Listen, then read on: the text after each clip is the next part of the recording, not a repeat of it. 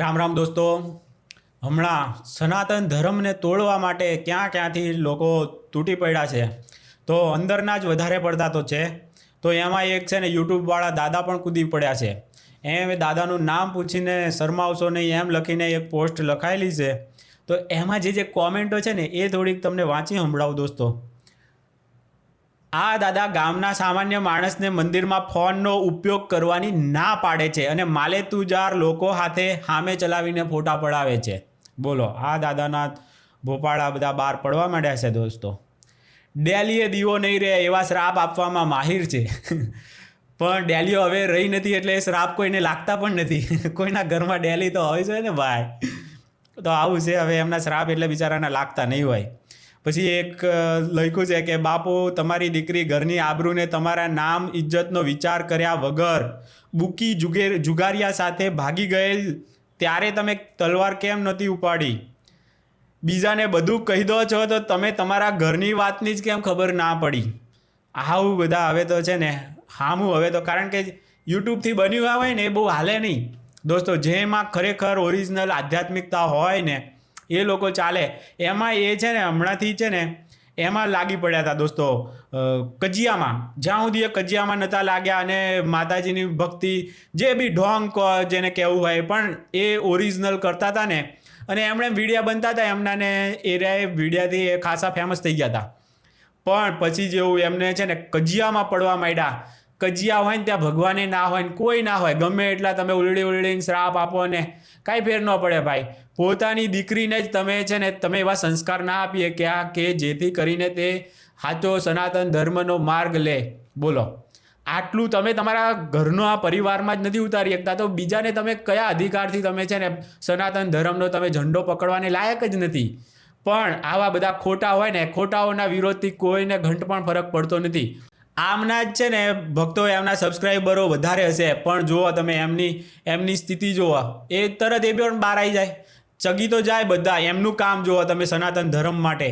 અને બીજી બાજુ છે ને સ્વામિનારાયણવાળાનું કે જે પણ આર્ય સમાજનું ને ઇસ્કોનનું ને બધા જે પણ તમે થોડુંક કરતા છે પણ એ નક્કર કામ સનાતન ધર્મ માટે કરે છે. યુટ્યુબમાં ફાંકા ફોજદારી નથી કરતા. અને યુટ્યુબથી પણ સારું જ છે, કરે એ તો સારું જ છે, પણ એ બધું ચાલે નહીં. જ્યારે તમારામાં પોતાનામાં પણ કંઈક હોય ને અને પછી તમે સનાતન ધર્મનો ઝંડો પકડેલો હોય તો એ નેજા એના તો આકાશમાં ફરકે જ, ન ફરકે એવું બને જ નહીં.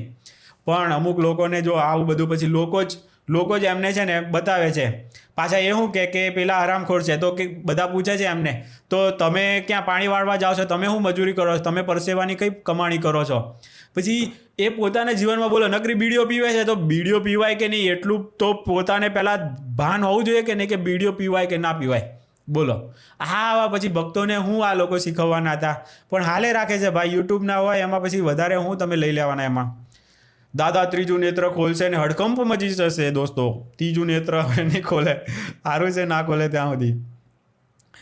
પછી આવું બધું જાતનું બધાએ લખ્યું છે એ દાદાનું આમાં તો. કારણ કે જ્યાં સુધી લોકો ઓળખતા ના હોય ને ત્યારે બધા લોકોને એમ લાગે કે ના આ બાપુ બહુ સારી વાતો કરે છે. પણ પછી જ્યારે એમના કાંડ આવે એટલે બધી ખબર પડી જાય કે ભાઈ સાહેબ આ તો એમની છોકરીને નથી સાચવી ક્યાં. એમાં બધા પૂછે છે કે છોકરીનું શું થયું? તો દોસ્તો એ તો રંગે ચંગે પરણાવી દીધી છે, એમાં કાંઈ વાંધો નથી. હવે એ બધો પૂરું થઈ ગયું, એ જે પણ હતો એ બધો અધ્યાય એ પૂરો થઈ ગયો. અને પછી બધાને ખબર પડી હવે એમની છે ને યુટ્યુબમાં ચેનલમાં વ્યૂ આવતા નહોતા એટલે શું કરવું? હવે તમને રીતસર દેખાય એમની જે છે ને એ બધું સિન્થેટિક છે, સ્ક્રિપ્ટેડ પછી બોલે છે બધું આમ કરીને આમ. એ બધું પછી ચાલે નહીં. જે અંદરથી માતાજી એમને પાસે કરાવતા હતા ને ત્યાં સુધી એમનું સારું એવું હાલતું હતું પણ ખરું. પણ પછી તો જે કજિયામાં પડ્યા ને ખલાસ થઈ ગયું પૂરું. એમના ઘરના જ એવા કાંડ આવ્યા બહાર, પૂરું થઈ જાય દોસ્તો. તમે કજિયામાં આમાં પડશો ને તમારા ઘરમાં શું થાય છે એમાં ધ્યાન વધારે આપજો. આ બધાને તો કાંઈ છે નહીં. એ અમુક ડિવોર્સી હોય, અમુકને એના બૈરી સાથે કાંઈ નામ બનતું હોય, એ અમુક તો એટલા એ છે ને બધે રામકથા થાય એની બૈરી કોણ છે, એના ઘર પરિવાર, એના જમાઈ કોણ છે, એમની સાથે આખો ફોટો ના હોય. બોલો, આવડા મોટા હોય બધા કહેવાતા કથાકાર, પોતાના પરિવાર સાથે ફોટો પડાવતા કેમ શરમ આવતી હશે ભાઈ? એ વિચાર કરવા જેવું છે આ બધું, કે પોતાના પરિવાર સાથે ક્યારે ફોટો કેમ નથી હોતો આ લોકોનો.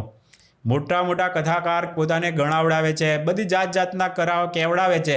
તો પછી પોતાના પરિવાર સાથે પહેલાં તો હંપીને પહેલાં પોતાના પરિવારનું કરો, પોતાના પરિવારમાં કેટલો હમ છે, પોતાના ભાઈઓ સાથે, પોતાના બહેનો સાથે, એ બધું પહેલાં ધ્યાન રાખો ને પછી લોકોને છે ને એ કરવા જાઓ. તમે બીજાને હરામખોરનું કહે છે, હરામખોરનું ખાય છે ને આવું બધું જાત જાતનું કહે છે એ લોકો. તો તમે શું ખાવ છો? તમે કયું પરસેવાની કમાણીનું ખાઈ લો છો? એ પણ બતાવો કે આ બધી પરસેવો અમે પાડીએ છીએ. સ્વામિનારાયણ વાળાને તો તમે જોવા જશો ને તો ખેતી સુધી કરે છે એ લોકો, તો એ ખુદ ખેતી સુધી કરે છે.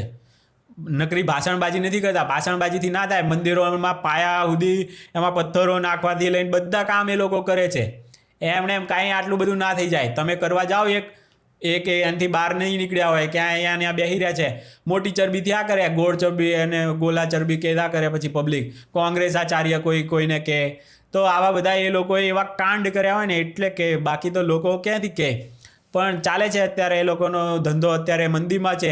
તો આવું સ્વામિનારાયણનો વિરોધ કરીને કદાચ મંદીમાંથી બહાર આવી જાય તો સારું છે. ભગવાનનું નામ લેવાથી બધાની મંદી દૂર થઈ જાય છે.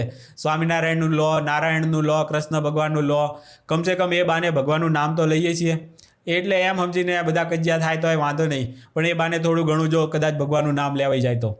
ચાલો દોસ્તો, તો આવા બાપુઓ છે, હવે નવા માર્કેટમાં આવતા જાય છે. એમની મંદી દૂર થઈ જાય એ માટે આપણે ભગવાનને પ્રાર્થના કરીએ. ચાલો બીજા વિડીયોમાં મળીએ, ત્યાં સુધી રામ રામ.